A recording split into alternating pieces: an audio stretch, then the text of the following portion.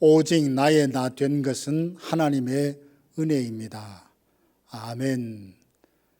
하나님은 살아 계셔서 우리와 함께 하시며 갈 길을 가르쳐 보이시고 주목하여 훈계하셔서 은혜 안에 살아가도록 우리를 인도해 주실 것을 믿습니다. 이 시간 다 함께 주기도문으로 우리의 신앙을 고백합니다. 하늘에 계신 우리 아버지, 아버지의 이름을 거룩하게 하시며 아버지의 나라가 오게 하시며 아버지의 뜻이 하늘에서와 같이 땅에서도 이루어지게 하소서.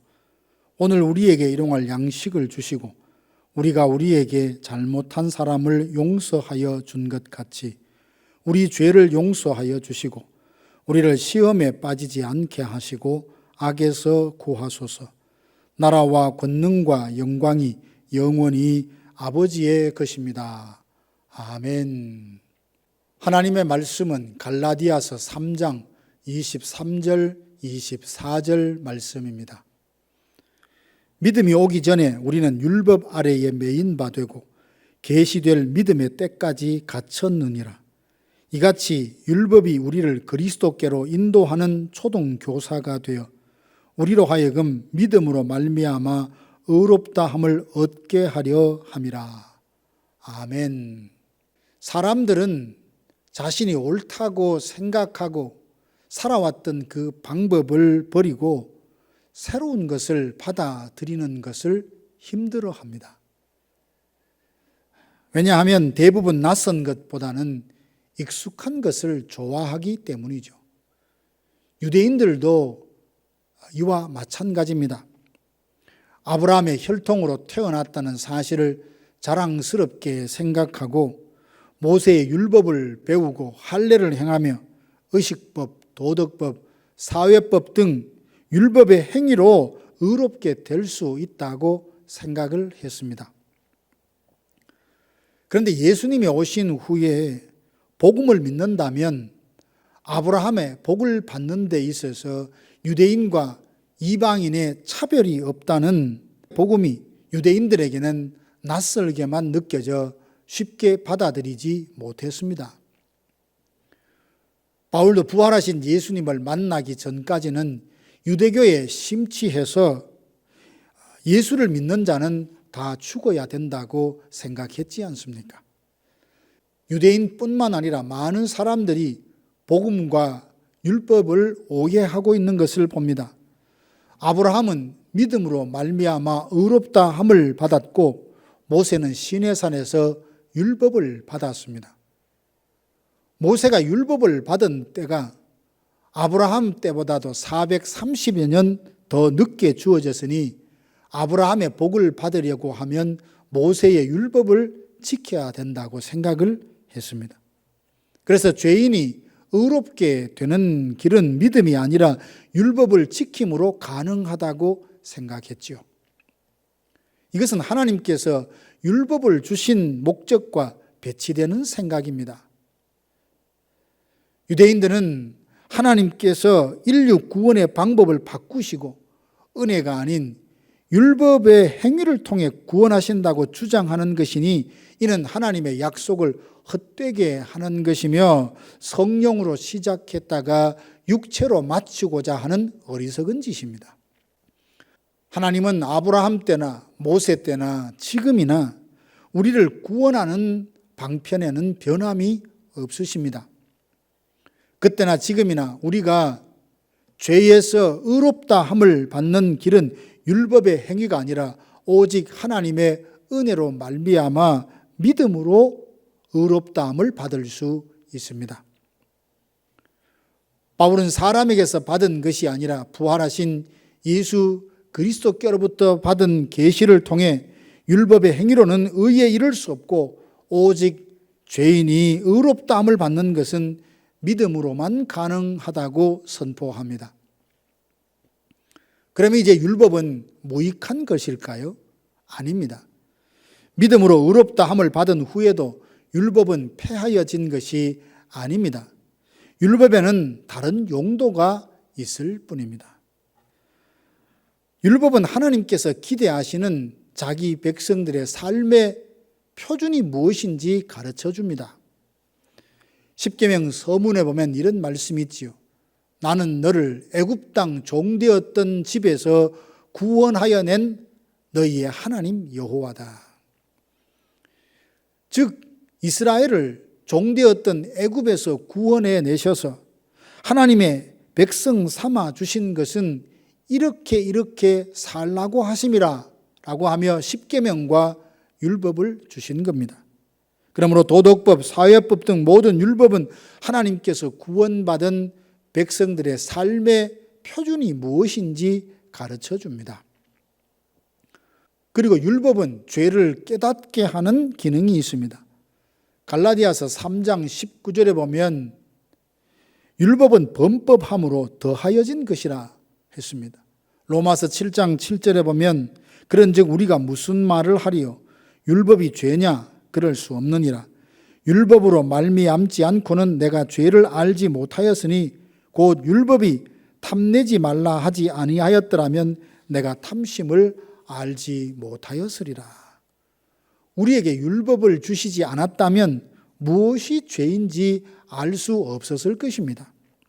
율법을 주심으로 무엇이 죄인지 알게 되었으니 이로써 율법은 죄를 깨닫게 해주시려고 우리에게 주셨습니다. 그리고 율법은 우리 자신의 한계를 깨닫고 대속의 은혜를 기대하도록 주셨습니다. 율법은 지키려고 하면 할수록 우리 자신의 한계와 무능함을 깨닫게 됩니다. 예수님께서 말씀하셨습니다. 화를 내거나 사람을 무시하는 것이 일종의 살인이라 하시는데 이것을 온전히 지킬 수 있는 사람이 얼마나 될까요? 내 이웃을 내 자신처럼 사랑하라 말씀하시고 원수를 사랑하고 핍박하는 자를 위하여 축복하라 하시는데 이 계명을 온전히 지킬 수 있는 사람이 얼마나 되겠습니까? 율법이 없다면 우리의 행동이 죄인 줄 모르겠지만 율법을 통해 죄가 무엇인지 알고 그리고 그 율법을 지키려고 할 때 자신의 한계를 깨닫고 오라 나는 곤고한 사람이로다. 이 사망의 몸에서 누가 나를 구원할꼬 탄식하며 구속자를 기다리게 됩니다. 나의 모든 죄를 구속해 주실 그리스도를 기대하게 하는 것이 율법을 주신 목적입니다. 바리새인들은 자신들이 율법의 의로는 흠이 없는 사람이라고 여겼습니다. 회양과 박하와 근체라는 작은 채소 하나를 얻어도 거기에서 11조를 구별하여 드리고 일주일에 2번씩 금식하며 철저하게 규례를 지키고 있으니 스스로를 의롭다고 여겼습니다. 그러나 예수님이 보시기에 바리새인들은 외식하는 자요 위선자일 뿐입니다. 율법에서 더 중요하게 여기는 의와 인과 신은 버렸기 때문입니다. 입술로는 하나님을 경외한다라고 말하지만 마음으로는 하나님을 멀리합니다. 이러니 율법을 철저하게 지킨다는 그들도 결국 율법을 온전히 지킬 수 없는 인간의 한계를 드러낼 뿐입니다. 율법은 자기의 힘으로 지킬 수 없으니 율법의 저주에서 속량해 줄 구세주를 기다리게 됩니다. 구속자가 오셔서 나를 속량해 주시기를 기다리게 됩니다. 이런 점에서 율법은 우리를 그리스도께로 인도하는 초등교사의 역할을 합니다. 안타까운 것은 이민자로 살아가는 삶이 너무 바쁘고 분주하여서 온 에너지를 다 쏟고 보니 퇴근을 하게 되면 정서적으로 육체적으로 고갈되어서 말씀과 기도하기에 집중하기가 얼마나 어려운지 모릅니다. 하나님의 말씀은 우리의 영혼을 비추는 거울이 되어서 자주 들여다보고 묵상함으로써 자신이 어떠한지 하나님이 누군지 알아가는 그 지식의 부요함에 이를 수 있습니다. 그러나 육신이 고단하다 보니 개인 경건 생활을 하기가 힘이 듭니다. 자기 영혼을 돌보는 일에 소홀해질 수밖에 없게 되고 그래서 점점 뒤로 물러가 침륜에 빠지기에 좋은 위험한 상태가 됩니다. 사랑하는 성도 여러분, 은혜로 말미암아 믿음으로 하나님의 자녀된 우리는 어떻게 살아야 할까요? 생명의 성령의 법이 죄와 사망의 법에서 우리를 해방하였으니 그 누구도 우리를 정죄할 자가 없습니다. 예수 그리스도께서 십자가를 통해서 우리가 받을 형벌과 빚을 다 대신 갚아주시고 율법의 저주에서 속량해 주셨으니 이제 우리의 남은 생에 믿음으로 영적인 아브라함의 후손이 되어서 아브라함의 복을 받아 누리는 성도들이 되시기를 바랍니다. 이제는 더 이상 종이 아니라 유업을 이을 자가 되었으니 해산의 수고에 버금가는 희생과 대가를 지불해서라도 예수 그리스도를 닮아가는 성화의 진전이 있기를 주님의 이름으로 축복합니다. 다 함께 기도하겠습니다.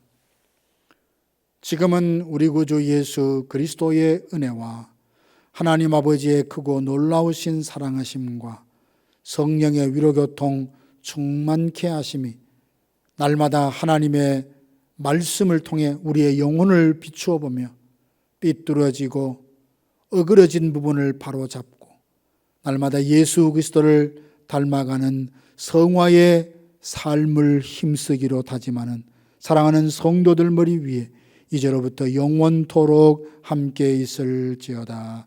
아멘.